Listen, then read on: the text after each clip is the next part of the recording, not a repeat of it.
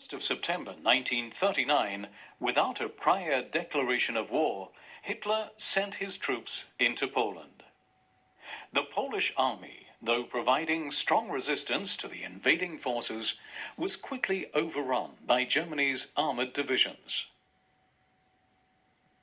2 weeks later, USSR troops also entered Poland and occupied territories designated for Soviet control, according to secret clauses in the German-Soviet Non-Aggression Treaty. Warsaw surrendered on the 28th of September. Germany annexed the western part of the country. The USSR took over eastern Poland and controlled the Baltic countries. It then attacked Finland towards the end of November. Although the Finns could not match the Soviet forces in number, it was many months before the Red Army finally overcame resistance.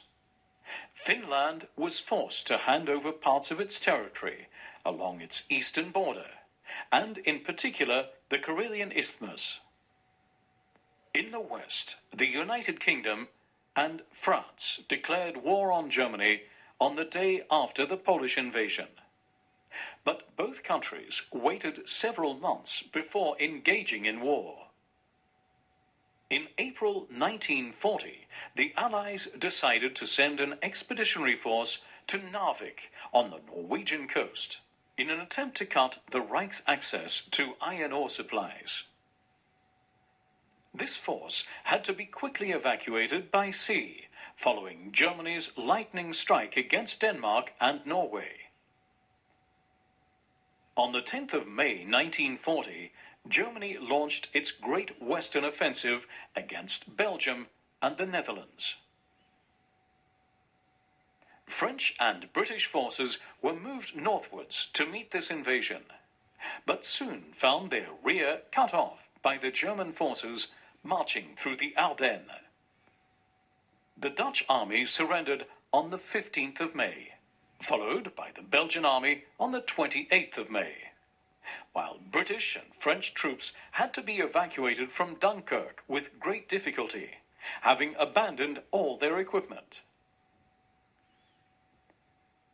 On the 5th of June, a second phase began, with German armored divisions moving southwards into France. By the 15th of June, they had entered Paris. On the 17th of June, General de Gaulle left France for London, while Marshal Pétain, who had just been nominated head of state, called for an armistice. Once France had been conquered, Germany launched a huge bombing campaign against Great Britain in preparation for an invasion. But the German Luftwaffe failed to neutralize its British rival, and Hitler had to abandon his invasion plans. He then ordered a submarine war in the Atlantic to cut off supply lines to the United Kingdom.